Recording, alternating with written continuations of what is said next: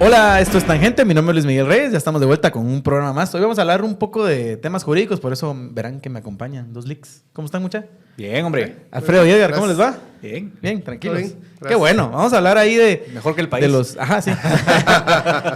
Como siempre, la coyuntura nos trae análisis jurídico que hacer, ¿verdad? Jurídico-político, entonces, pues dije... Sería bueno tener buena compañía hoy para poder entrarle un poco al tema. Antes de eso, quiero contarles que si tienen interés en aprender a hacer muebles de melamina y demás, San Miguel, nuestro querido patrocinador, está dando un 50% de descuento para los oyentes de Tangente en la tienda ubicada en Zona 9. Este beneficio solo es para nuestros oyentes o videntes, televidentes. ¿Qué tienen que decir cuando llegan a la tienda? Tienen que decir que van de parte de Tangente, nada más. Yo tuve que googlear que era melamina. Melamina. Aprendí que es melamina gracias a Tangente. Y a San Miguel. Y a San Miguel. Y ahora te nació el interés de hacer muebles de melamina. Sí. En tus tiempos libres. En mis tiempos libres, Ajá, claro. no hay análisis jurídico. No hay análisis. Muebles de melamina. Pueden llamar al PBX 2268-0808 o llegar físicamente a la tienda de Zona 9. ¿Perdón? Bueno, o escribir al WhatsApp también de San Miguel para poder acceder a este descuento que está ahí y es disponible. El mismo que PBX, ¿no? Sí. No, es diferente. Okay, bueno, pero buscan en Google sí, San lo Miguel buscan ahí San Miguel, ahí está el WhatsApp. WhatsAppear, que es lo que la gente hace ahora. Exactamente. Entonces, eso, y arranquemos entonces, mucha. Tal vez un par de días han pasado desde que la CC le ordena al Congreso de la República hacer la elección de magistrados de Corte Suprema de Justicia. Le pone un plazo para hacerlo, ¿verdad? Con la amenaza de que si no, pues van a haber consecuencias jurídicas contra los diputados locales. Es un poco confuso, pero... Lo cual es debatible también. Ajá, pero, digamos, ya que pasó un par de días, ¿qué análisis entre... Tal vez lo jurídico se agotó ya hace unos meses porque se sabe qué es lo que se mandó a hacer, pero un poco de análisis político alrededor del tema, porque se habla algo de los tiempos, ¿verdad? Los tiempos políticos de esta decisión. No sé qué quieran acá, no sé si quieres arrancar vos. No, yo creo que a ver, que a todos, y aquí con Alfredo que compartimos el análisis jurídico, que creo que los dos nos quedamos como, ¿qué pasó? Porque en realidad nadie entendía muy bien por qué sale, pum, en un día a la Corte y dice hay que cumplir con la elección de Cortes, cosa que sí, claro, hay que cumplirla. Pero ¿por qué? Pero 4 años ¿por qué tarde? El 4 o 5 de noviembre? ¿Por qué no hace un año, 2, 3? Bueno, no importa. El caso es que a todos nos tomó por sorpresa. Pero yo creo que no solo a nosotros. Yo creo que también en los pasillos del Congreso había sorpresa. En los círculos políticos había sorpresa. Eso lo fuimos viendo con el paso de las horas y los días. De modo que creo que los tiempos políticos creo que todavía son un tema por descifrar. Lo que tal vez valdría la pena mencionar es que creo que sí hay una consideración práctica desde la CC, porque en 2024, o sea, vamos tan atrasados con la elección de Cortes, sí, que en 2024 toca empezar el proceso para la Corte Suprema de Justicia y salas de apelaciones 2024-2029.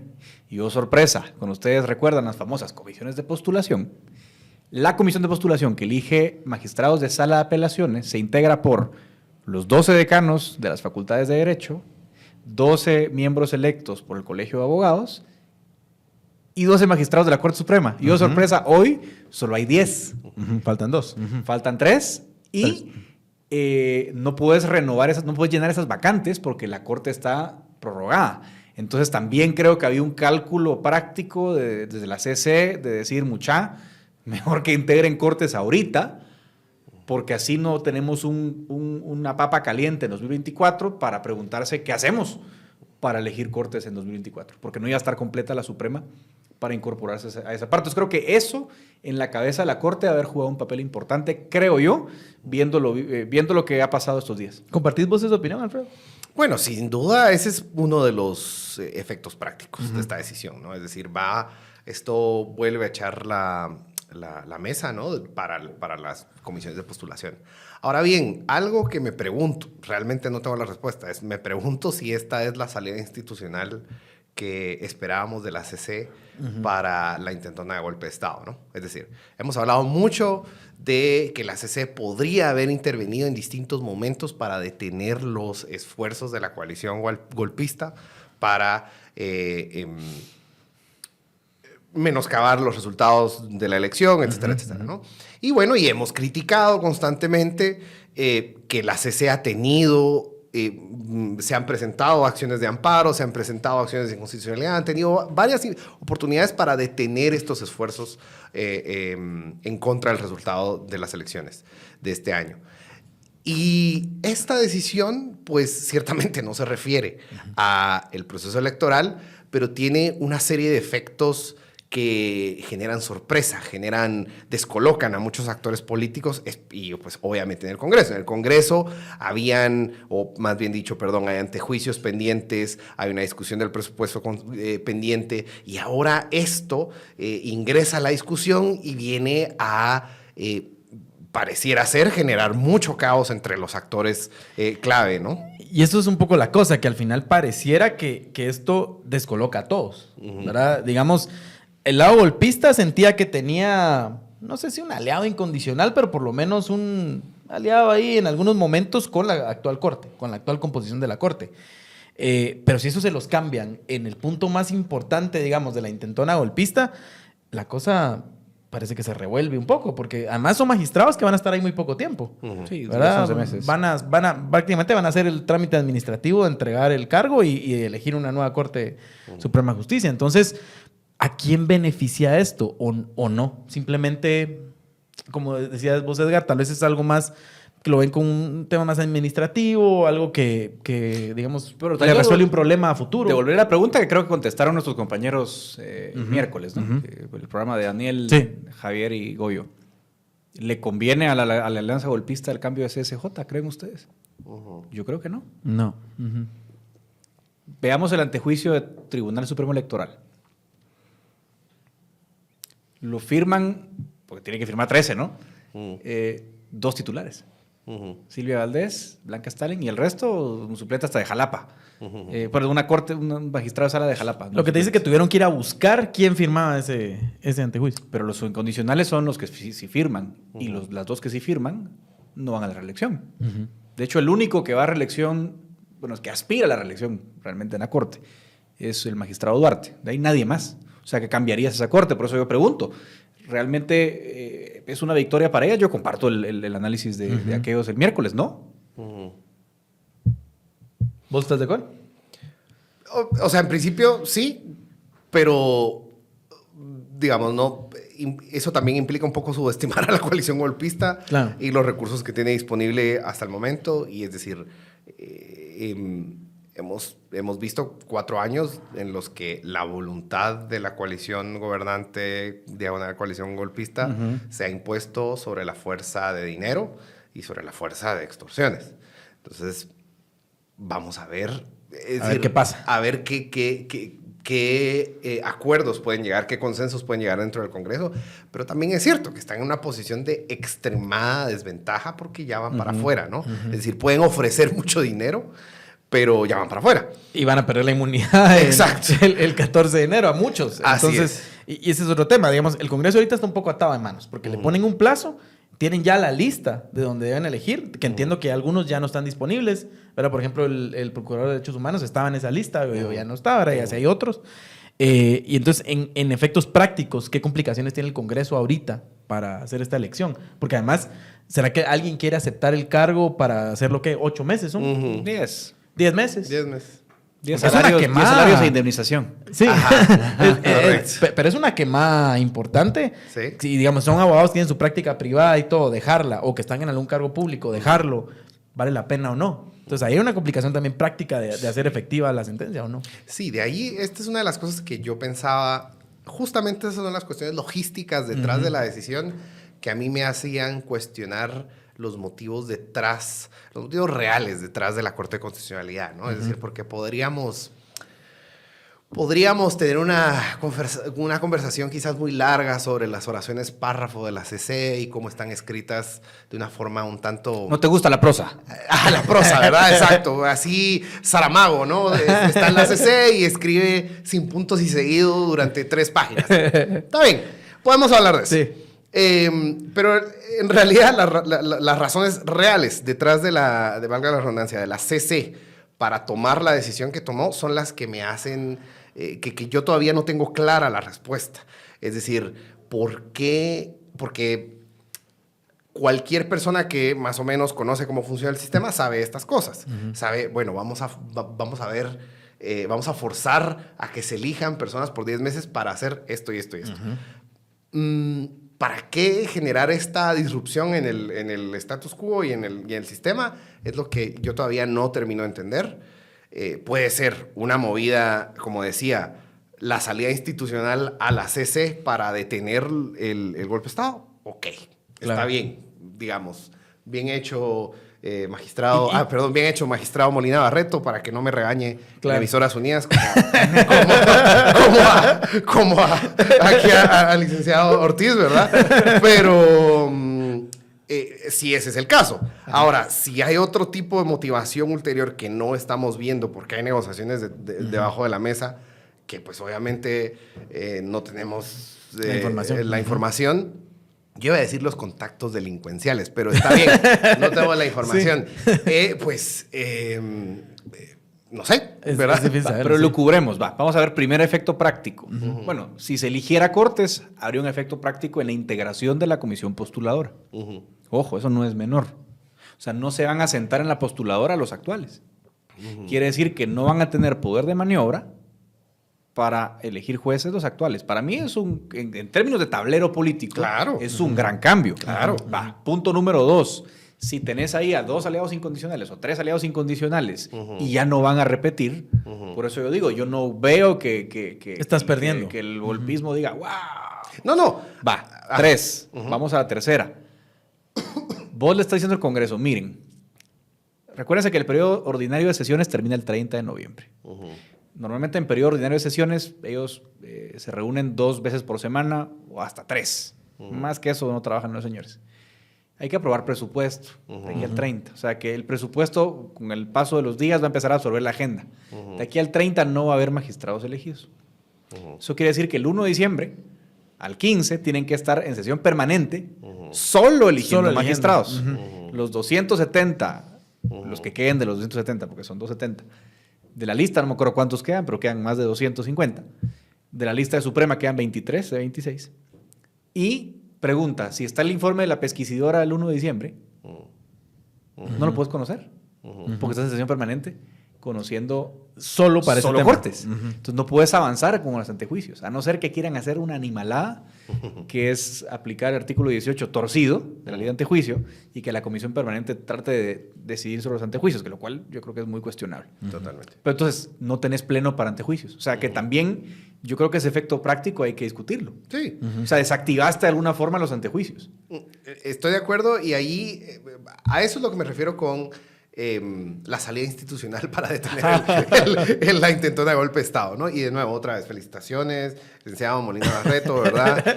Aplausos. Si fuera el caso que... esa fue la intención. La intención era detener el golpe de Estado, pues creo que pareciera ser que lo ponen un poco más difícil a la coalición golpista. No discuto de ninguna manera el efecto disruptivo que tiene esto en todas las discusiones que hay en paralelo. Y es lo que discutíamos en este momento. O sea, de ninguna forma. Y hasta en la opinión pública te ponen, porque ¿quién va a salir a decir que no elijan a la Corte? Correcto. O sea, ¿quién? Nadie. Ajá. Entonces, ciertamente es indiscutible que esto da descolocado a todos los actores en el tablero político. Ahora, la pregunta que me hago yo y que no tengo claro es ¿por qué? Eso es por qué lo hizo la CC ahorita, y si lo hizo para tener el golpe de Estado, bien. Si lo hizo porque... Para ahorrarse un problema futuro, como decías vos al inicio, ¿verdad? Pues también, ¿verdad? O ambas. Ajá, por o ahí ambas. ve. O ahí ve. Es decir, eso es lo que me gustaría que Molina Barreto viniera a Tangente que tengo, y nos platique, ¿verdad? Ya No lo puedo entrevistar yo, ¿verdad? No. Invitamos aquí a Alfredo que venga a platicar con el licenciado Molina Barreto. Sí. El magistrado, bueno. Pero sí, ¿verdad? Bien. La CC ha estado activa esta semana, ¿verdad? Con otros temas también. Hay 2 decisiones que presentan esta semana alrededor del tema de semilla que me gustaría entender un poco más. Antes de eso, les quiero contar de nuestro otro amable patrocinador, que es Editorial Piedra Santa, que los espera en sus librerías físicas. en zona 1, tienen 2 en zona 1 y una en Gemini zona 10, ¿verdad? Y también en sus páginas a través de redes sociales se pueden pedir los libros, los pueden pedir por internet. Hay diferentes formas de comprar con ellos. Es muy práctico, muy fácil. Y hay invitados, hay cantidad de libros sobre... ellos, digamos, tienen una buena colección de temas de actualidad de Guatemala y también de historia. Entonces ahí están invitados a visitar las librerías de Piedra Santa. Pero bueno... les decía, hay 2 decisiones que de alguna u otra forma tocan a Semilla, ¿verdad? Que da la CC y que pareciera, es la impresión que tengo, que no son tampoco buenas noticias para la fuerza golpista, ¿verdad? Edgar, no sé si nos das ahí un resumen de estas 2 decisiones para poder entrar a... Aquí yo soy el patrocinador. No. Vamos a ver, hay 2. Una es referente a una inconstitucionalidad en caso concreto que presenta Semilla dentro del caso por firmas falsas. En ese caso, ¿se acuerdan ustedes? Hay una orden que todavía está en discusión de suspender temporalmente a la persona jurídica, o sea, al partido, mientras se ventila la investigación. Entonces ellos interponen una inconstitucionalidad en caso concreto, o sea, solo para lo que les afecta a ellos. Y el juez Orellana se les había suspendido. Dijo, no cumple con ABCD, no voy a meterme a esos vericuetos legales. Pero se la suspende, o sea, no la deja de tramitar, digámoslo así, en lenguaje sencillo. Entonces la CC dice, no, le doy la razón a Semilla en su apelación y le ordeno al juez Orellana que conozca ese punto. ¿Qué pasa? ¿Es definitivamente una victoria para Semilla? No, pero sí les abre, les rehabilita otra línea de defensa que se les había cerrado. Y de alguna forma se les está reconociendo que son parte. Que ojo, parece, o sea, en este proceso kafkiano que llevabas contra Semilla, porque eran los acusados, pero no eran parte. Era una cosa así, la posmodernidad pura, pues, o sea, yo te acuso, pero no te puedes defender porque no sos parte. Pero sos el acusado, pero no sos parte. O sea, existís, pero no existís, como el de Schrödinger, ¿no? Sí, bueno, esa era una. La otra es que Samuel Pérez pide acceso al expediente y le dicen no. Y entonces él entiendo que fueron 30 y pico de veces a pedirlo. Hay que preguntarle a Andrea Reyes cuántas fueron. Sí, ella lleva la cuenta. Fuimos 34, no sé qué.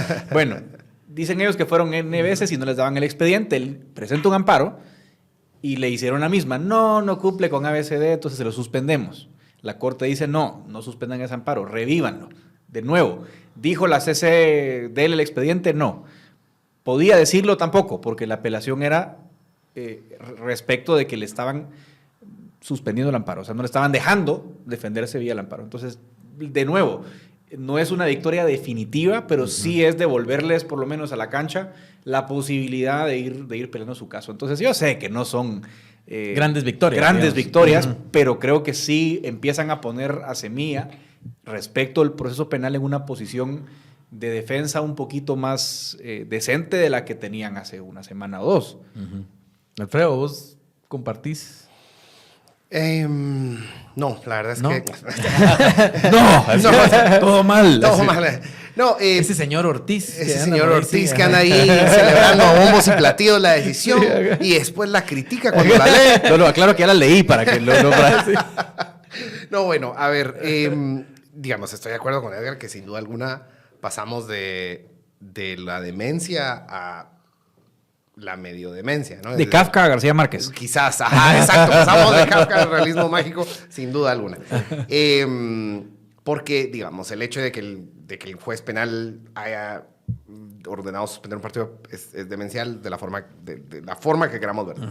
Ahora, ciertamente esto es un avance para que Semilla por lo menos pueda ejercer su derecho de defensa, que es lo que habían estado reclamando, ¿no? Durante todo el proceso y con toda razón, ¿verdad? Es decir, si son la entidad investigada, pues obviamente tienen que poder defenderse. Ahora bien, quiero como quizás regresar un poquito a nuestra conversación anterior sobre la posición de la CC, porque, digamos, sus decisiones anteriores nos habían sugerido que su posición respecto a la coalición golpista no era antagónica, pero tampoco era abiertamente colaboracionista. De hecho, digamos, en cierta forma dieron luz verde a la segunda vuelta, o sea, ese tipo de cosas que eran así, no dejaban satisfechos a todos, pero que iba avanzando. Que iba avanzando, es decir, las decisiones eran prosa, ¿verdad? Muy interesante. Pero lo cierto del caso es que permitían que las cosas caminaran, pero también le lanzaban migajas al golpismo. Eran como las galletas de la fortuna, ¿no? Claro. Que las abrís y dicen, vas a tener un lindo día. Exacto. ¿Qué significa? No sé. Exacto. Pero Bueno, malo Pero no me es. da un buen mensaje. El amparo que tuvo bien poner el colega Ortiz, ¿verdad? La decisión dice, los jueces tienen que respetar la ley. Por Dios santo, ¿verdad? Digamos, es muy críptico. Algo esto. más vago que eso. Ajá. Sí. Ahora bien, y no olvidemos, por favor, que un tribunal constitucional de un país dijo que las manifestaciones son crímenes de lesa humanidad. Sí. ¿Verdad? Eso es para un stand-up en una facultad de Derecho de una universidad seria, ¿verdad? Pero bueno, en fin. El punto es, estas eran indicaciones que la alineación política de la CC pues no era, por lo menos generaba preocupación. Estas otras decisiones empiezan a sugerir que la alineación política de la CC está cambiando. ¿Por qué? No lo sé, pero digamos, poner esta gran zancadilla a los consensos y a los procesos de negociación dentro del Congreso con la decisión anterior y lanzarle estas migajas a Semilla, porque son migajas, Sí. pero son migajas que les van a servir para ellos defenderse. ¿Esto qué significa en el gran esquema de cuál es la alineación política del actual pleno de la CC? Yo creo que, a ver, pongámonos académicos. No, tampoco tanto, no es broma, no. Pero el modelo que usamos todos, el de Gretchen Helmke, ¿no? Helmke dice, las cortes en América Latina, por las características que tienen, ¿no? De nombramientos no muy seguros, etcétera, cambio, ¿verdad? Dice, se suelen alinearse en un factor intertemporal, o sea, tomando en cuenta el poder que está de turno y el que viene. Y en cierto sentido, la CC se está comportando así. Lo que pasa es que algunos observadores dirían, bueno, pero el poder que viene es Bernardo, ¿por qué no se mueve la fuerza centrífuga Más hacia ahí? fuerte hacia... Bueno, la razón son claras y son dos. Una es la transición es muy larga, por eso en noviembre creo que las migajas son un poquito más grandes que las de julio. Están acelerando antes de las vacaciones. Y dos, que a ver, no es una planadora la que ganó. O sea, ganó un ejecutivo débil. Entonces tampoco tú vas a decir, sí, ve. No podés. O sea, digamos, en el tablero político, recordemos a Hamilton, ¿verdad? Es el poder más débil. No tiene ni el poder del bolso ni la fuerza de la espada. Entonces tiene su palabra. Bueno, ¿puede hacer algo? Sí. Pero te va a salir digamos, a frenar el golpismo unánime. No lo va a hacer porque ve que los vientos políticos todavía no se mueven claramente hacia un lado. Entonces sí, hoy noviembre creo que luce más fuerte un Bernardo Arévalo que en julio o que en agosto. Pero tampoco es un Bukele que venga con una fuerza aplanadora. Entonces yo creo que lo que estás viendo es que la Corte sí está viendo que Arévalo luce más fuerte hoy y el golpismo también luce cada día más desdibujado, pues porque van a unos niveles, a una estupidez tan grande, porque creo que es su virtud principal, y a una falta de estrategia y a una, bestialidad absoluta. Entonces también ven una salida. Entonces empiezan a moverse en esa dirección, pero no sueltan completamente los cables porque probablemente no pueden. Y hablando del golpismo y la estupidez, vimos esta semana que... ¿Cuál es la diferencia? Digamos que sí, la estupidez es la herramienta. Pero vimos esta semana una petición del Ministerio Público donde pide datos de elecciones pasadas, ¿verdad? Solo acotado obviamente a Semilla. Desde ¿verdad? 2007. Sí, de 2007. Una cosa, digamos... demencial, aunque estamos en el campo de la demencia, pero ¿qué entendemos de eso? O sea, no sé. Sí, yo sé que ahorita nos quedamos así como, Alfredo, por favor, un análisis. El análisis. No, yo sé, o sea, no estoy viendo un análisis, o sea, alguna impresión así. O sea, es una cosa. Quizás, bueno, se me ocurre, pero es que tratando de entrar en la mente de un huizache, ¿no? Porque esto ciertamente es el motor que empuja todo esto, ¿no? Tratando de entrar en la mente de un huizache, quizás quieren cotejar el padrón o el comportamiento del padrón en la elección anterior versus esta y decir que hay grandes irregularidades. O sea, realmente ninguna de las movidas del Ministerio Público las he podido entender como... no, iba a decir como prever, ¿no? Claro. Ajá. Es decir, sabíamos que querían detener el proceso electoral, pero no sabemos cuál era la forma legal que le querían dar, el pretexto Claro. legal, Ajá, el pretexto legal que querían utilizar, y entonces, bueno, salen con esto de la suspensión de Semilla el día que se iban a oficializar los resultados de la segunda vuelta, y claro, cuesta como tratar de construir el proceso racional del huizache que construye esto, ¿no? Es difícil, hay que... esto, pues, digamos, puede ser que ahorita especulemos que sea un cotejo entre la elección anterior y esta sobre el comportamiento del padrón, pero...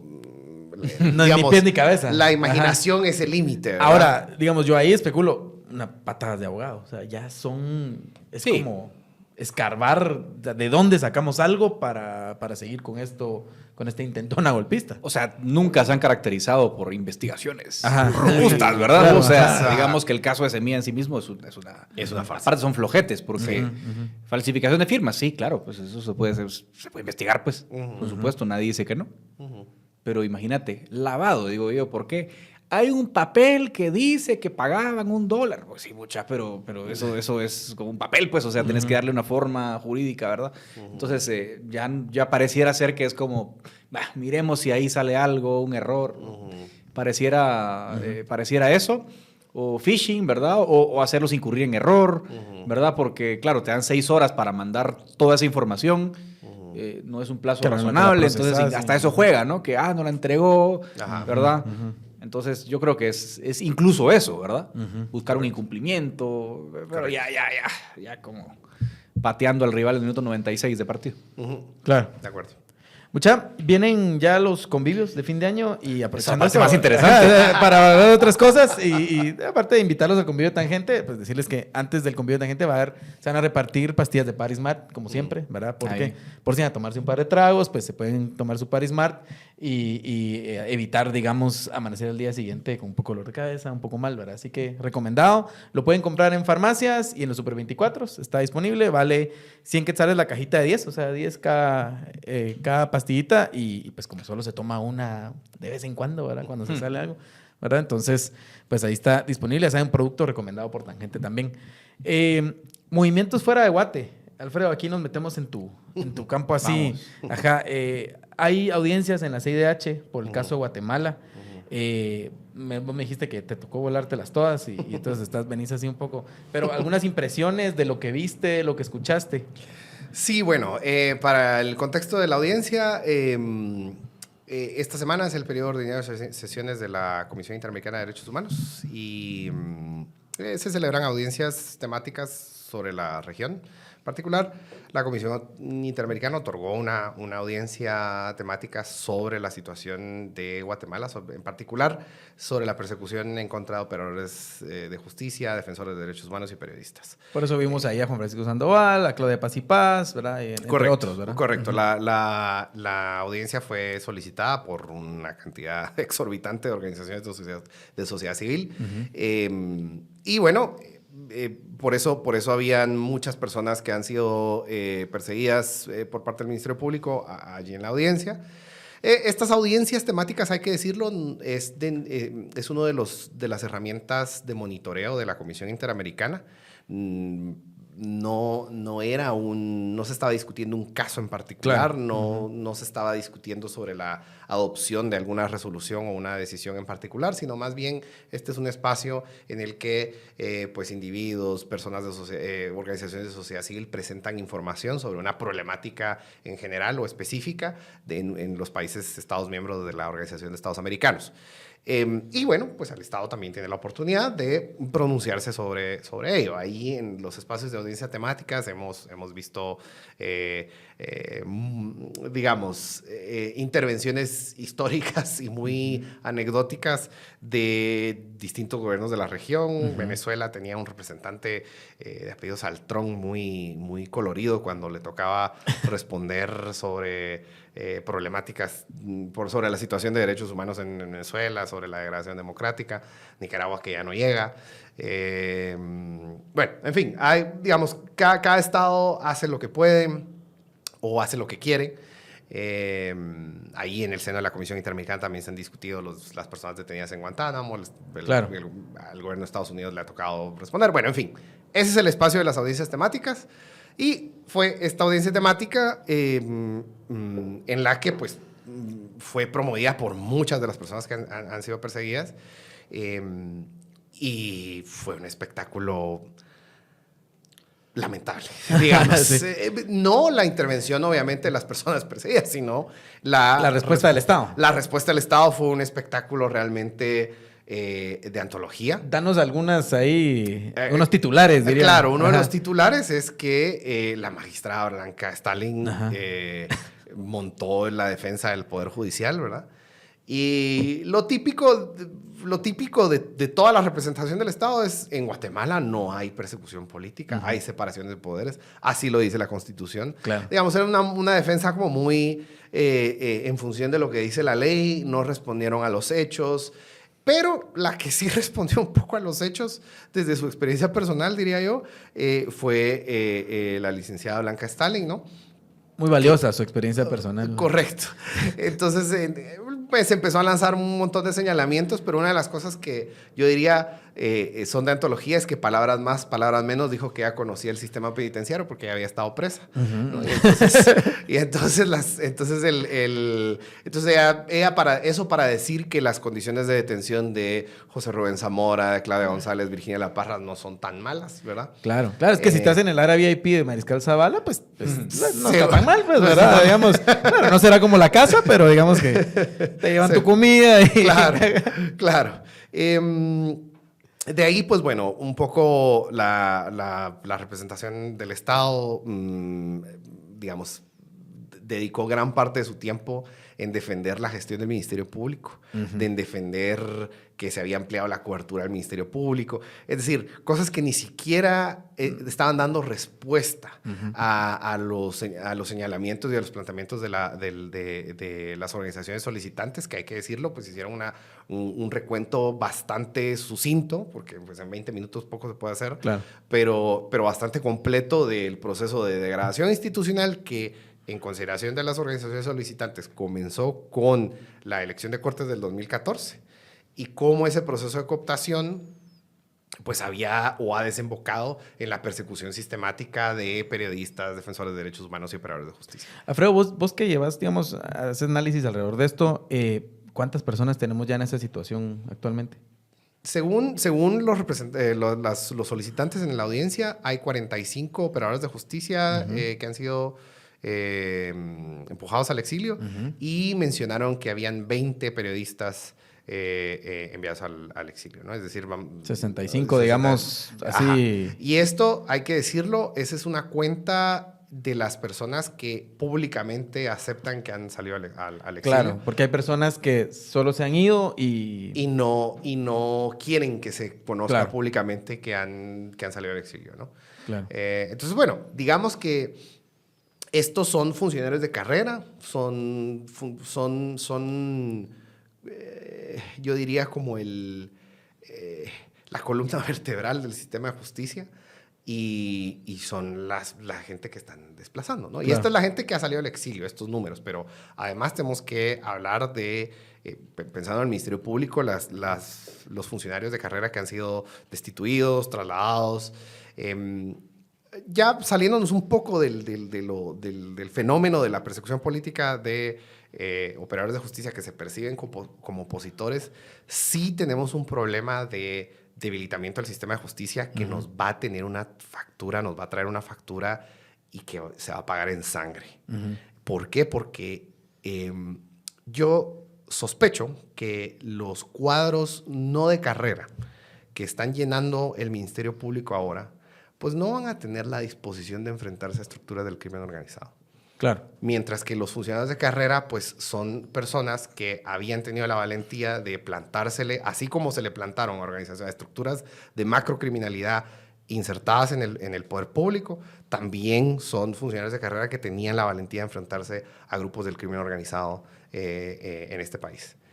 Y sin eso, vamos a tener un problema de seguridad ciudadana que ya lo empezamos a ver, es decir, nuestros amigos de Diálogos ya han empezado a medir el ascenso en la violencia homicida en este país, y yo creo que no es casualidad, y creo que hay varios factores, digamos, y uno de esos puede ser ese. Uno de esos es el debilitamiento. ¿Cómo podrías decir, digamos, que la reducción de la criminalidad que tuvimos de 2009 para unos años después, tal vez se debió también a que hubo un fortalecimiento en el tema de persecución penal y demás? Sí, crearon el INASIF, se le metió mucho coco al MP.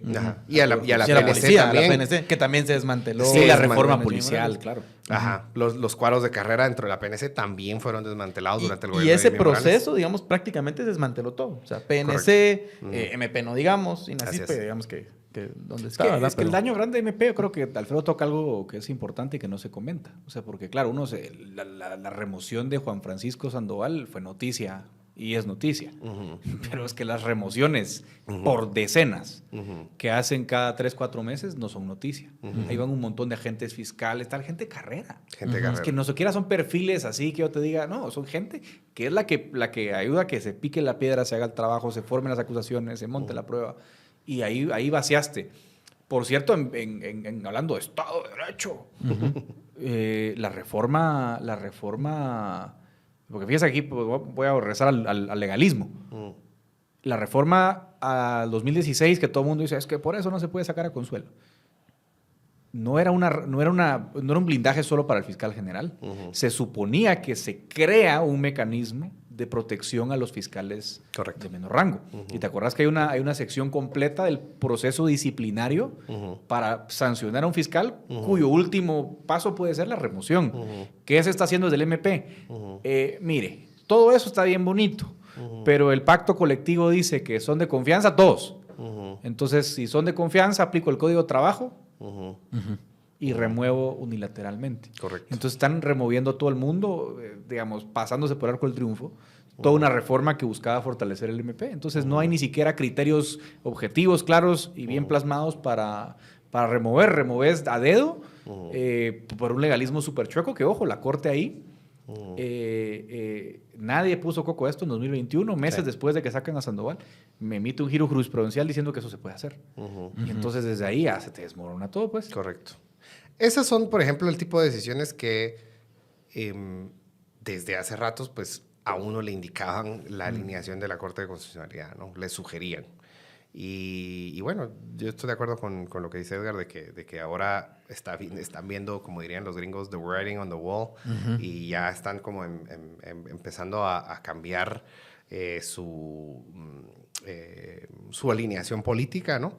Pero han sido instrumentales al desmantelamiento del sistema de justicia. Claro.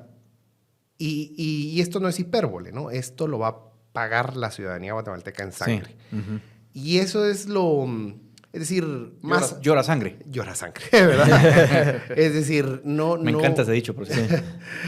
No nos tenemos que centrarnos, aunque es dramático y es terrible que todas estas personas hayan sido empujadas al exilio y qué sé yo, no nos tenemos que perder de lo que se está desmantelando con su salida. O sea, el tema es más institucional, de fondo es más institucional. Claro, Eric Caifán no solo llevaba casos de empresarios corruptos, llevaba casos de estructuras del crimen organizado, lo mismo Miguel Ángel Gálvez. Y yo quiero ver a quién le dicen, mire, vaya a llevar los casos en contra del cartel Jalisco Nueva Generación, ¿verdad?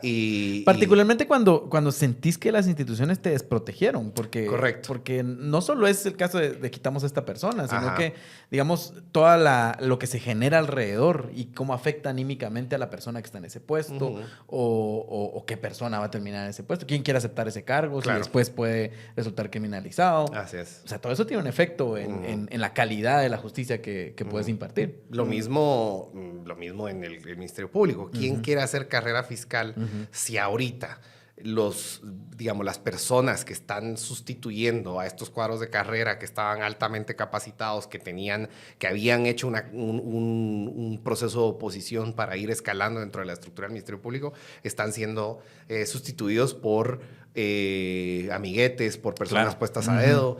Es decir, eso tiene un costo y la Y arreglar eso no va a ser ni en un año ni en dos. O sea, el daño al sistema de justicia que se generó en el gobierno de Jimmy Morales y el gobierno de Yamatei, nos va a costar años arreglarlo. Sí, eso, y te lo he escuchado vos decirlo en un par de lugares que digamos, vos sí ves que va a cambiar el gobierno de Arévalo, digamos, va a cambiar la Corte Suprema de Justicia.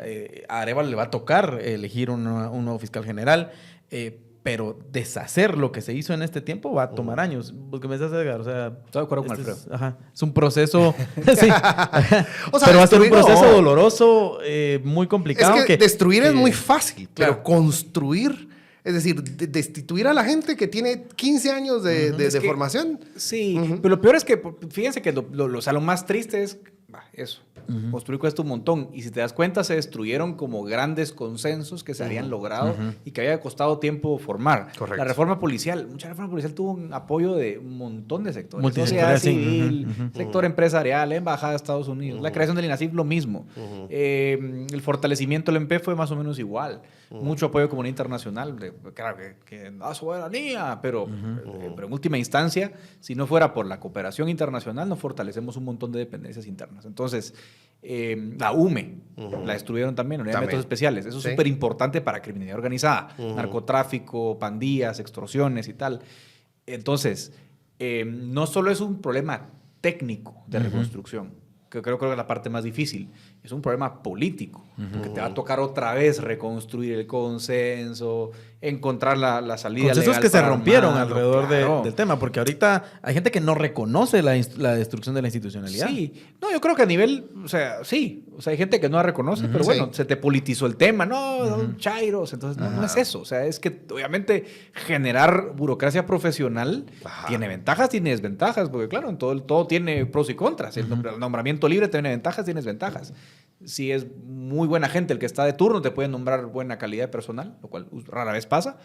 La burocracia es como es lo que es. O sea, entonces te toca tragarte algunos costos y esa discusión va a volver a surgir. Cómo blindás con candados los desastres que se hicieron para que no se repitan. Eso va a tomar un montón de tiempo. Y si no tenés congreso, porque un montón de esas medidas van a ser legislativas. Les voy a poner otro gran problema que hay. Gracias, CC. Viene la CC y dice, no, todo lo relativo al Consejo de la Carrera Judicial es inconstitucional, porque la Corte Suprema es suprema en todo el sentido, y la administración y todo lo relativo al nombramiento de jueces es exclusivamente función de la Corte Suprema. Bueno, ¿qué hizo con ese fallo la CC? Te restringió el marco de acción aquí. Entonces, casi cualquier cosa tiene que pasar por una reforma constitucional. No hay consenso para eso. No. Entonces, las mejoras que puedes hacer a nivel de Poder Judicial, por ejemplo, que es otra pata que hay que reconstruir, son bien chiquitas. O sea, son muy marginales. Entonces, que regresas otra vez a un callejón sin salida institucional, y para que es delicado. Y para un personaje como Arévalo, decir reforma constitucional es una mala palabra. Apropiación. Pues, ¿no? Exacto, o sea, es... Bueno, a mí tampoco me gustaría una reforma constitucional porque pasa por el Congreso. Pues. Puede salir cualquier cosa. Sí. Digamos que en términos... viajamos en el tiempo, en términos de la administración de justicia y en términos del Estado, del sistema de justicia y el sector justicia. Yo creo que regresamos como los finales de los 90, ¿verdad? O sea, no hay cosas que se destruyeron. Y digo esto no solo en cómo se ve el sistema de justicia, sino también... yo estoy de acuerdísimo con lo que dice Edgar de la destrucción de los consensos políticos, porque no tendría que ser controversial que los jueces tienen que ser de carrera, que los fiscales tienen que ser de carrera, que el sistema de justicia tiene que ser independiente. Eso no tendría que ser controversial. Y pues... En este momento estamos cosas que se discuten. En una discusión prehistórica. Bueno, entonces yo con eso cierro, pero con esa opinión tan optimista así, con esa nota optimista que dijo Alfredo. No, pero creo que es realista. Hay que verlo aquí a futuro y también ver qué expectativas hay sobre el gobierno de Arévalo y qué cosas se pueden hacer y qué consensos más macro va a haber que hacer, más allá del gobierno de Arévalo, ¿verdad? Porque si hay una intención real de reconstruir lo que se ha destruido en estos años, va a pasar por mucha gente y a lo mejor varios gobiernos, ¿verdad? Y a ver qué hacemos. Pero bueno, gracias muchachos por este análisis. Yo les agradezco siempre su disposición. Y con ustedes volvemos para el siguiente tangente que seguramente va a ser de estos temas y de otros. Así Saludes, que, amigos. Adiós, saludos. Saludos. Adiós.